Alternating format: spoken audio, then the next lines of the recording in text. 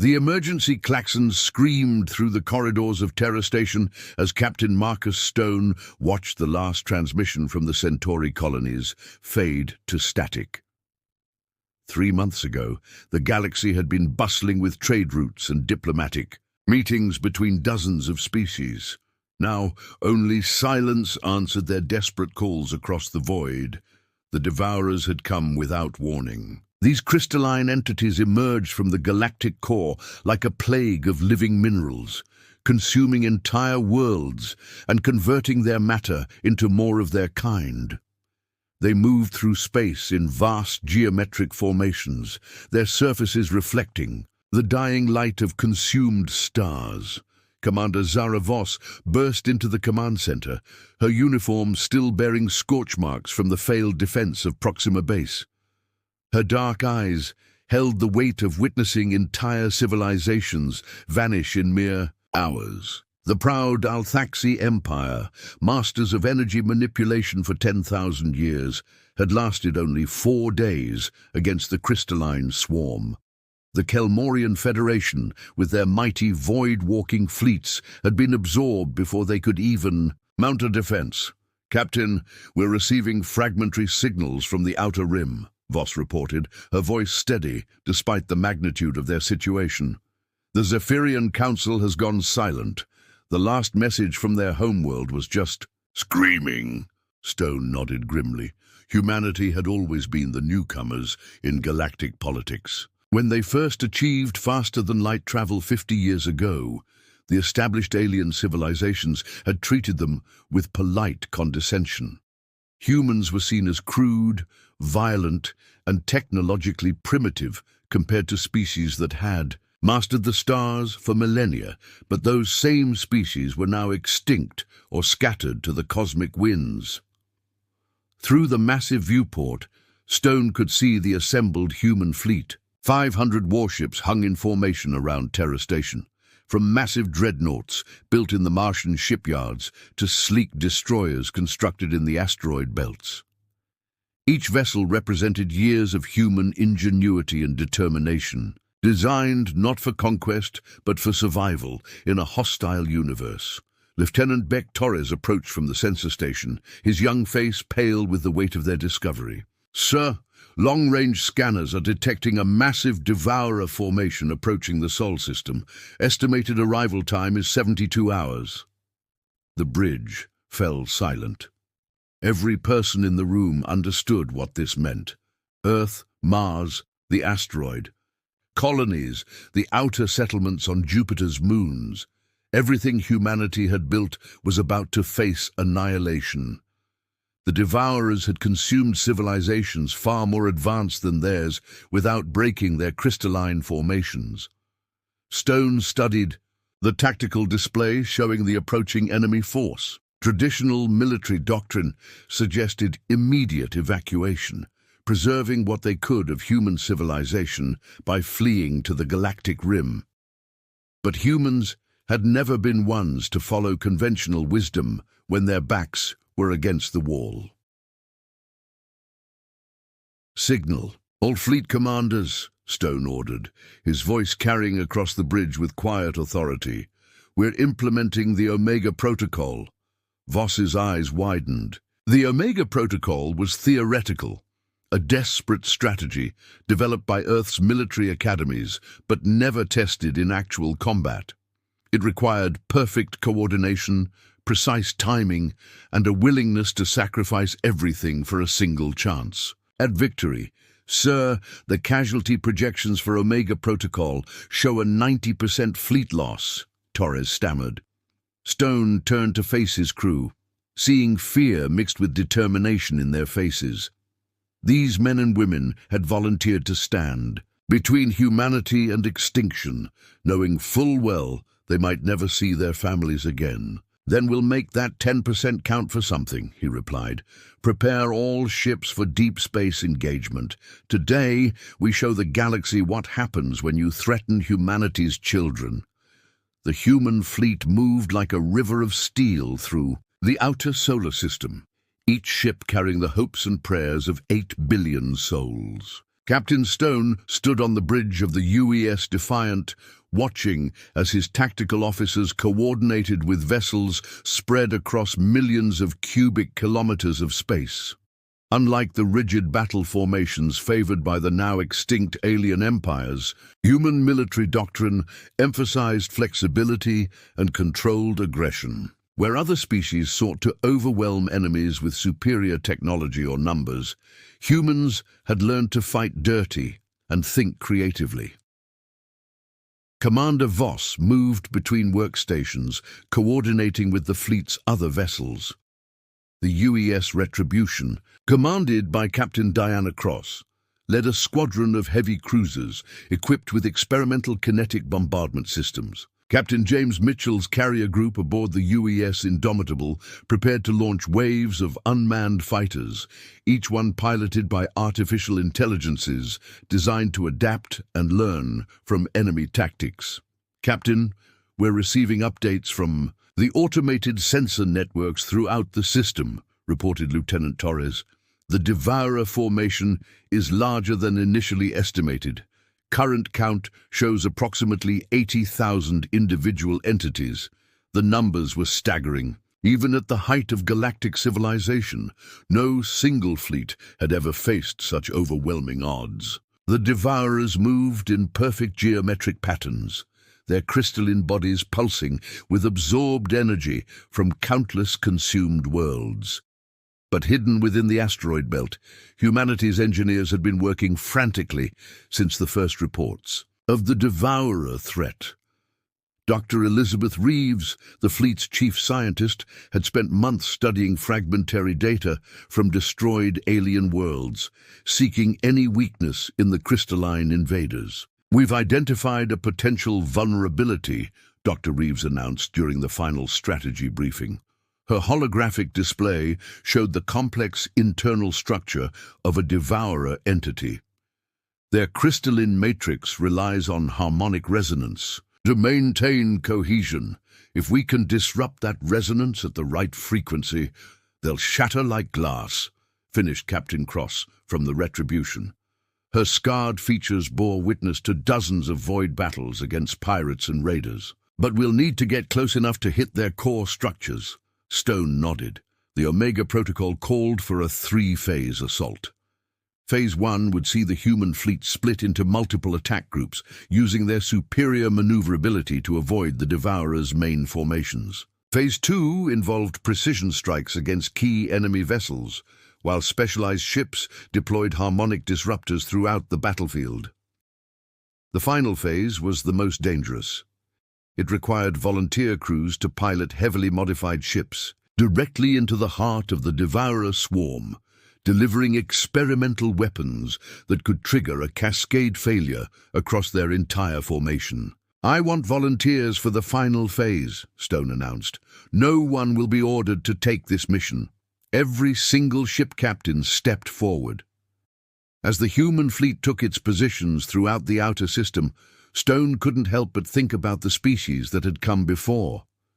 The Althaxi had possessed energy weapons that could ignite stars. The Kelmorians could fold space itself to their will. The Zephyrians had mastered time dilation technology that should have made them unstoppable. All of them had fallen because they fought the Devourers on the invaders' terms, trying to match superior technology with even more advanced systems. Humanity's approach was different. They would fight with cunning, desperation, and the kind of controlled madness that had carried their ancestors through ice ages and world wars. The first Devourer scouts appeared at the edge of the solar system. Like falling stars made of living crystal, their surfaces reflected the light of Sol, creating a dazzling display that would have been beautiful under other circumstances. "All ships, this is Captain Stone," he broadcast across the fleet's communication network. "Remember what we're fighting for. Behind us are our families, our children, our future. The galaxy may have forgotten about humanity, but today we remind the universe that we're still here." The human warships began their deadly dance, moving through space with practiced precision. In a few hours, they would either save their species or die trying. The battle began at the edge of Neptune's orbit as the first wave of Devourer scouts encountered humanity's forward screening force. Captain Mitchell's fighter squadron struck like angry hornets, their small craft weaving between the crystalline entities with impossible agility. The Devourers had expected easy prey based on their encounters with other species. Instead, they found themselves facing an enemy that refused to engage according to established galactic warfare protocols. Human fighters used the gravity wells of outer planets as slingshots, building up tremendous velocity before striking at crystalline weak points with armor-piercing rounds. "First phase is working," Commander Voss reported, as tactical displays showed successful hit-and-run attacks across the outer system. Enemy formation cohesion is breaking down as they try to respond to multiple attack vectors. But the true test came when the main Devourer force entered the asteroid belt. These entities were larger than any previously encountered, some measuring several kilometers across. Their crystalline surfaces pulsed with the absorbed energy of dead civilizations, and their movements through space left ripples in the fabric of reality itself. Captain Cross led her heavy cruiser squadron in a frontal assault that would have been suicide against any conventional enemy. The UES Retribution and her sister ships opened fire with everything they had, pouring kinetic rounds and energy beams into the crystalline formation. The Devourers responded with devastating force. Beams of pure entropy lashed out from their surfaces, capable of breaking down matter at the molecular level. The UES Vigilant vanished in a flash of light, her crew of 300 vaporized instantly. But for every human ship destroyed, the Devourers paid a heavy price. Captain Cross had positioned her vessels to use the asteroid field as cover, turning space rocks into improvised weapons by nudging them into collision courses with enemy entities. "This is retribution to all units," Cross broadcasted. "These things don't like unexpected angles of attack. Keep them guessing." Dr. Reeves monitored the battle from her laboratory aboard the Defiant, analyzing real-time data from every engagement. Her harmonic disruptor theory was proving correct, but the frequency calculations needed to be precise for each individual Devourer entity. "Captain, I'm reading harmonic instabilities in several enemy formations," she reported excitedly. "If we can coordinate our attacks to hit them at exactly the right resonance." Stone nodded and opened a channel to all ships. "This is Fleet Command. All vessels are to synchronize their targeting systems with Dr. Reeves' harmonic calculations. We're going to make these crystal parasites sing our tune." The second phase of the Omega Protocol began with a coordinated barrage, unlike anything seen in galactic history. Human ships spread throughout the asteroid belt opened fire simultaneously, their weapons calibrated to specific harmonic frequencies. The effect was immediate and dramatic. Devourer entities began to crack and shatter as their crystalline matrices lost cohesion. Fragments of living crystal tumbled through space, their absorbed energy bleeding away in brilliant flashes of light. But the victory was costly. The human fleet had been reduced to fewer than 200 ships, and the largest Devourer formations were still intact. These massive entities, some the size of small moons, began moving toward the inner system with renewed purpose. "Lieutenant," Torres's voice cracked with exhaustion as he delivered the latest sensor readings. "Sir, the primary formation is breaking through our lines. Estimated time to Earth orbit is 6 hours. Stone studied the tactical display one final time. Everything had led to this moment, the culmination of the Omega Protocol's third and most desperate phase. 30 volunteer ships had been modified with experimental weapons that could theoretically trigger a cascade failure across the entire Devourer network. "All volunteer vessels, this is your final briefing," Stone announced. "You know what needs to be done. Humanity won't forget your sacrifice." Captain Maria Santos aboard the UES Phoenix was among the volunteers. Her ship had been loaded with enough exotic matter to power a small star rigged to detonate at the heart of the enemy formation. She looked at her crew, volunteers all, and saw no fear in their eyes, only determination. "Phoenix to Fleet Command," she radioed. "We're beginning our final approach. Tell our families we did this for them." The volunteer ships accelerated towards certain death, carrying with them humanity's last hope. Behind them, the remainder of the fleet prepared for one final desperate battle. The 30 volunteer ships dove into the heart of the Devourer swarm, like meteors falling toward a crystalline sun. Captain Santos gripped her command chair as the UES Phoenix shuddered under the impact of entropy beams that could unmake matter itself. Around her, the volunteer fleet pressed forward through a gauntlet of death that would have broken the will of any sane military force. "Hull integrity at 40%, reported her tactical officer, Sergeant Kim Walsh. Despite the Phoenix being torn apart around her, Walsh's voice remained steady. "Exotic matter containment is holding." Through the bridge viewports, Santos could see other volunteer ships meeting their end in brilliant explosions.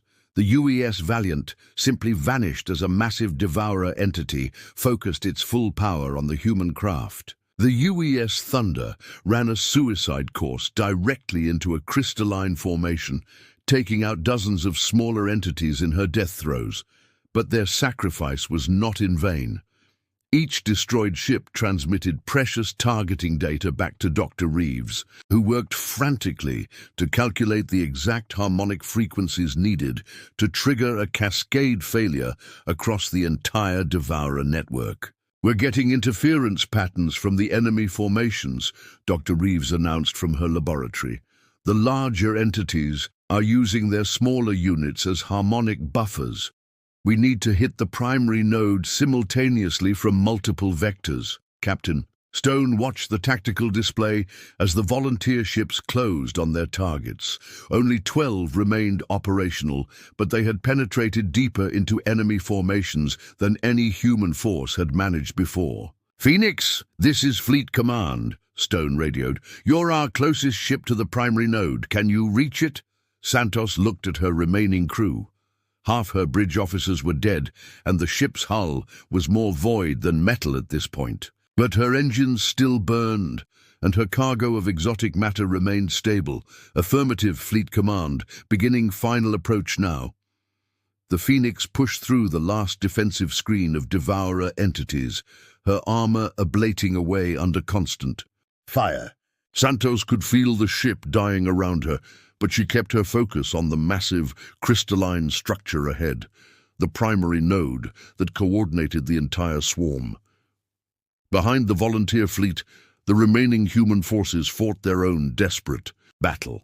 Captain Cross led her surviving cruisers in hit-and-run attacks against medium-sized Devourer formations, while Captain Mitchell's fighters provided cover for the ships carrying harmonic disruptors.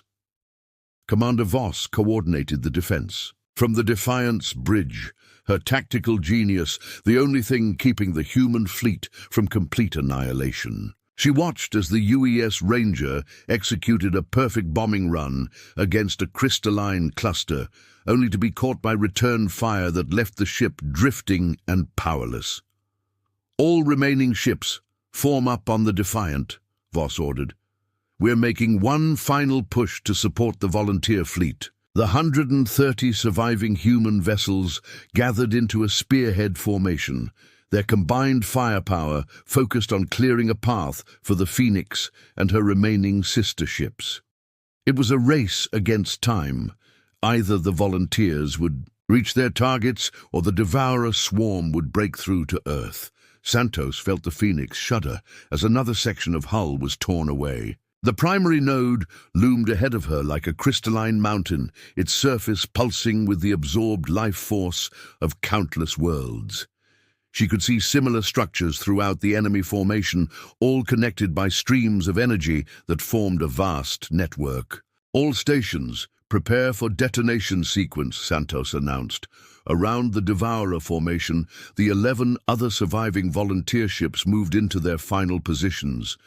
Each one carried enough exotic matter to crack a planet, but success depended on perfect timing. "This is Santos to all volunteer vessels," she broadcast. "It's been an honor serving with you. Detonation in 10 seconds. The countdown felt like an eternity. Santos thought of her daughter on Mars, probably watching the battle through long-range telescopes. She thought of her husband, who had wanted to volunteer, but was needed in the shipyards. She thought of every human who had ever looked up at the stars, and wondered if they were alone in the universe. 5, 4, 3, 2, 1. Execute!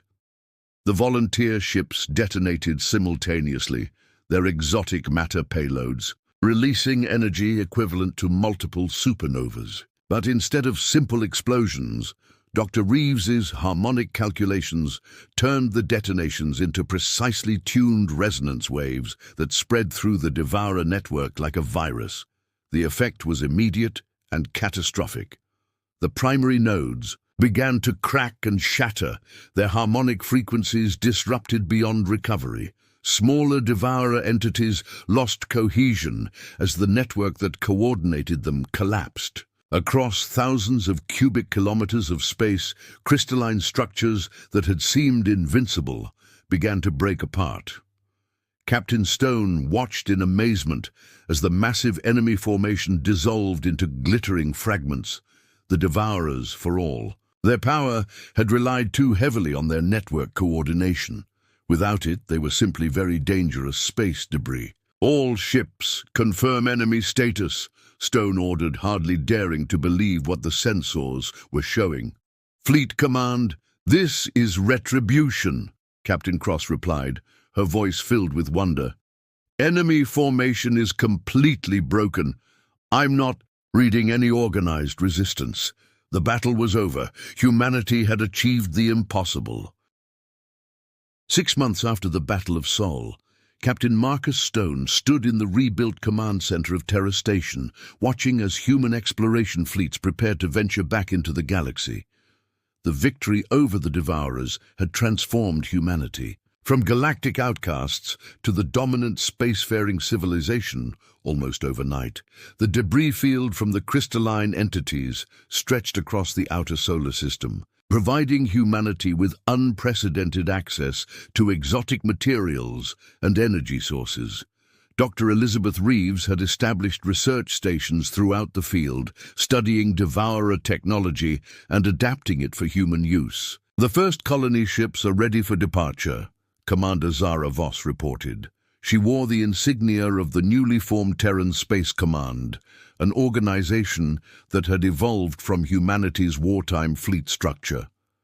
"The Proxima expedition is prepared to re-establish contact with any survivors in the Centauri system." Stone nodded, studying the star charts that showed humanity's planned expansion routes. Where once they had been confined to a single solar system, humans now had access to thousands of worlds previously occupied by extinct alien civilizations. The responsibility was staggering. Through the viewport, he could see the construction of massive shipyards that dwarfed anything humanity had built before. The new vessels combined human engineering principles with adapted Devourer technology, creating ships capable of feats that would have seemed magical just months earlier.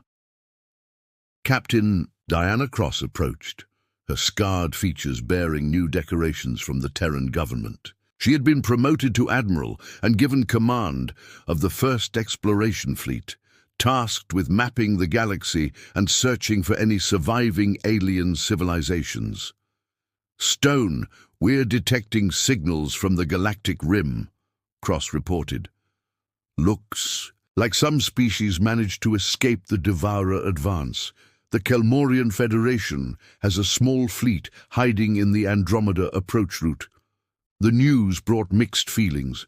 Stone was glad that some alien civilizations had survived, but he also knew that humanity's role in the galaxy had fundamentally changed. They could no longer be dismissed as primitive newcomers. Lieutenant Beck Torres, now promoted to commander and serving as Stone's intelligence officer, delivered the latest reports from across human space. "Sir, we're receiving requests for protection from 17 different species. They're offering everything from trade agreements to territorial concessions in exchange for our guarantee of safety." It was ironic. The same alien civilizations that had looked down on humanity were now begging for protection from the species they had once considered inferior. Stone felt the weight of these decisions. Humanity held the power to shape the galaxy's future. Dr. Reeves joined the meeting via holographic projection from her research station. Her team had made breakthrough discoveries about the Devourer network and its origins. "We've determined that the crystalline entities were not native to this galaxy," she announced. "They were refugees from some catastrophe in the galactic core, driven to consume other worlds to survive." The revelation added new complexity to humanity's victory. They had not destroyed an evil invader, but rather ended the desperate struggle of beings trying to survive in an alien environment.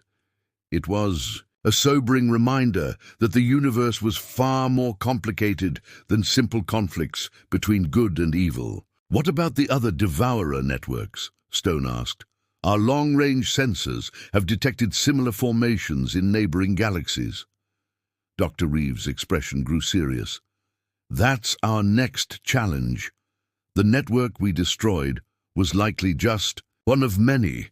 If we're going to prevent this from happening again, we need to understand what drove them from their original home." Stone looked around at his officers, the survivors of humanity's greatest trial. They had proven that determination and ingenuity could triumph over seemingly impossible odds. Now they faced an even greater challenge: using their newfound power responsibly.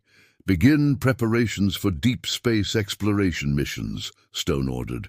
"We need to map the extent of the Devourer threat and establish contact with other galaxies. If there are more refugees out there, maybe we can find a solution that doesn't require galactic extinction." As the human fleet prepared for its next great adventure, Stone reflected on how much had changed. Humanity had entered the galactic stage as underdogs, dismissed and ignored by established powers. They had endured near extinction and emerged as the galaxy's protectors.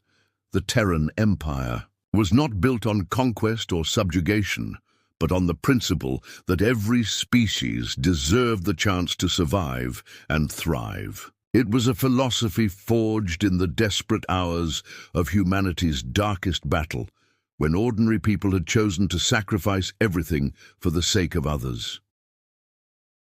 Through the viewports of Terra Station, Stone could see human ships departing for distant stars, carrying with them the hopes and dreams of not just humanity, but every surviving species in the galaxy. The end had come for the old galactic order, but from its ashes, something new and better was beginning to rise.